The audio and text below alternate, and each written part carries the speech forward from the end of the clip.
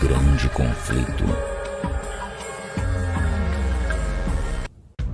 Yehoshua, Yeshua, Jesus, Jesus, Jesus. No primeiro século há um cenário em que as elites religiosas rivais disputavam a posição de mestres de Israel. Mas nenhuma delas conseguiu deter o que se podia chamar de monopólio do judaísmo para excluir outros judeus de seu judaísmo.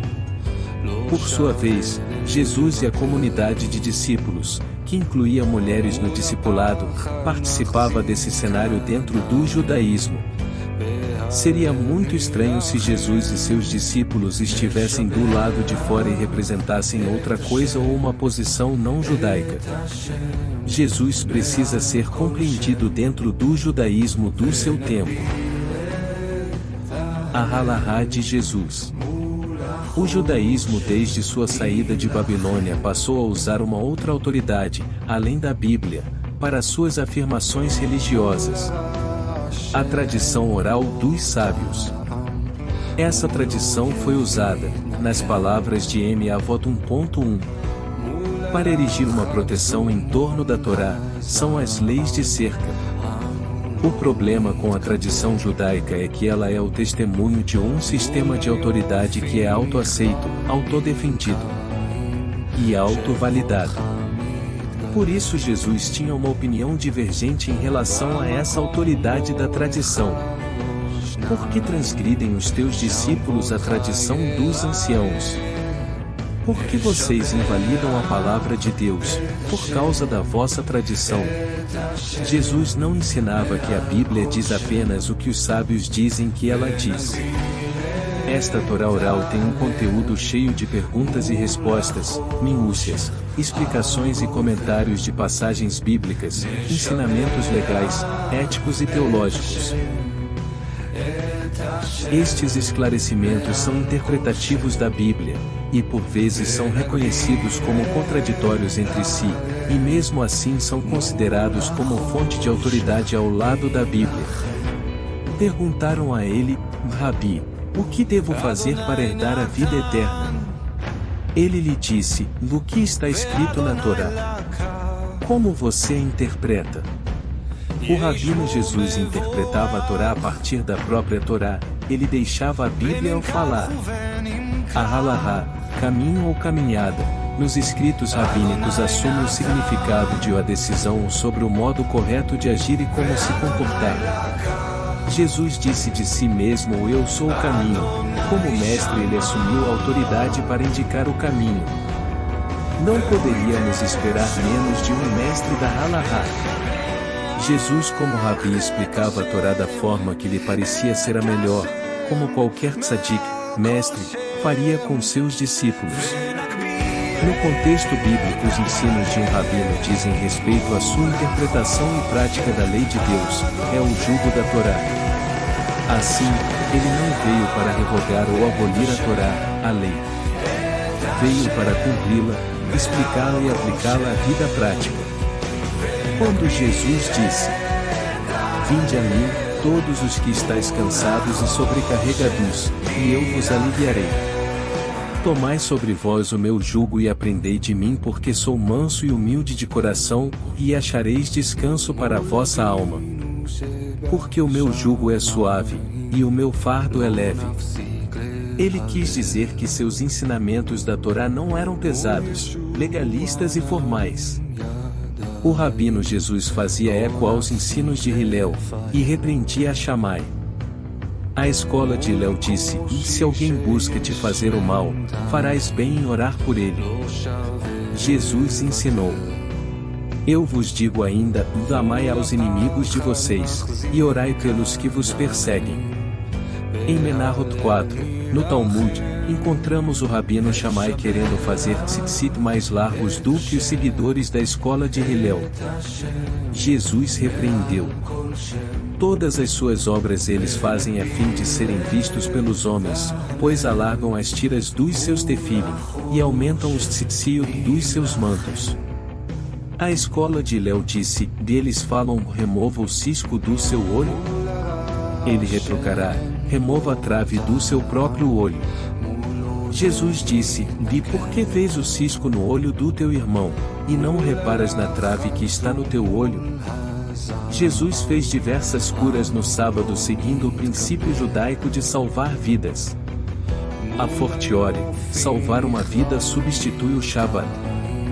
Implica que há circunstâncias em que se deve guardar o Shabat e circunstâncias em que se deve profaná-lo, ou seja, para salvar uma vida.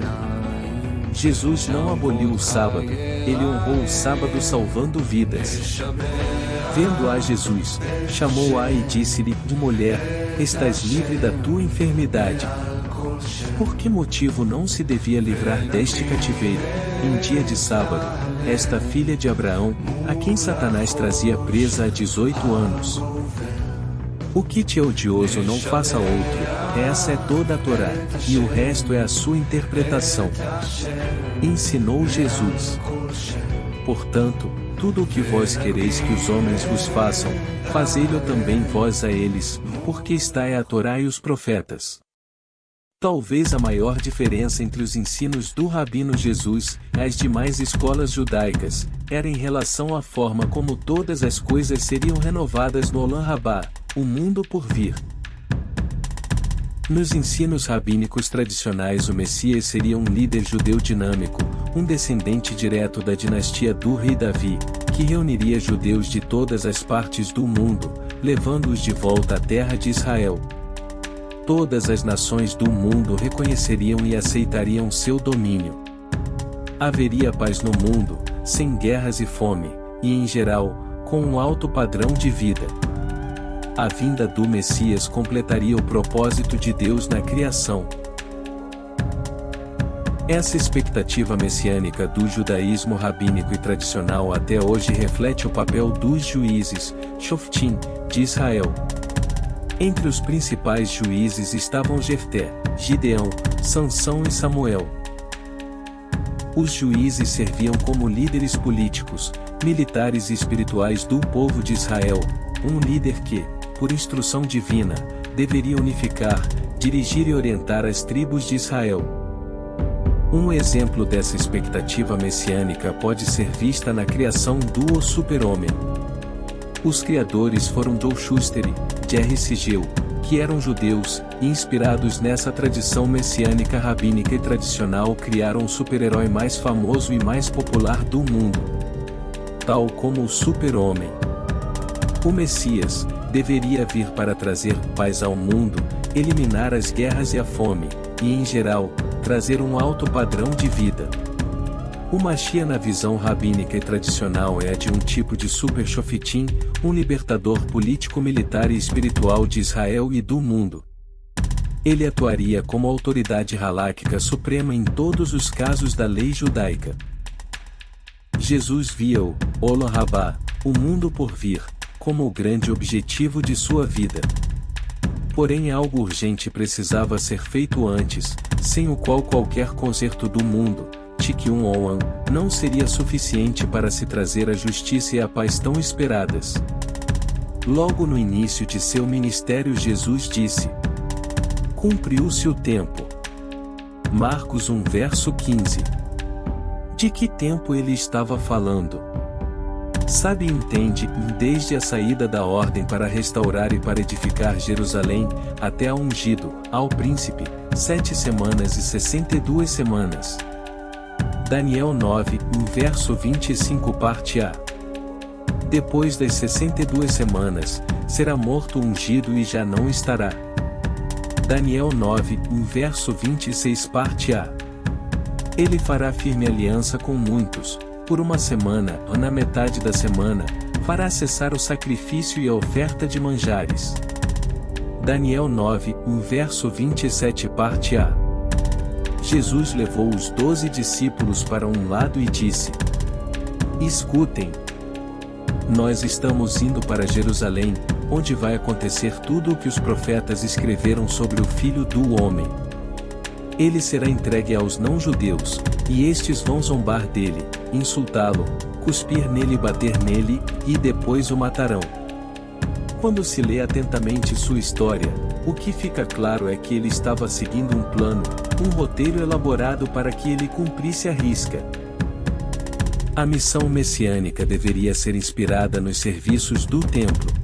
Pois, é nos serviços sacrificais, no sacerdócio e nas festas que a libertação é aplicada, comemorada e relembrada diariamente e anualmente. Porque de Sião sairá a lei, e a palavra do Senhor, de Jerusalém. O Messias deveria lidar com o pecado e a culpa nos termos da própria Torá. A Torá nos diz que para reparar, a relação do ser humano com Deus deveria ser através do derramamento de sangue de um inocente no lugar dos culpados. Segundo a Bíblia, o Messias não deveria ser um super-homem. Ferido estava, porém, por nossas transgressões, e oprimido por nossas iniquidades, seu penar era para nosso benefício e através de suas chagas, fomos curados, sobre ele fez o Eterno recair a iniquidade de todos nós. Isaías 53, versos 5 e 6, Editora Sefer.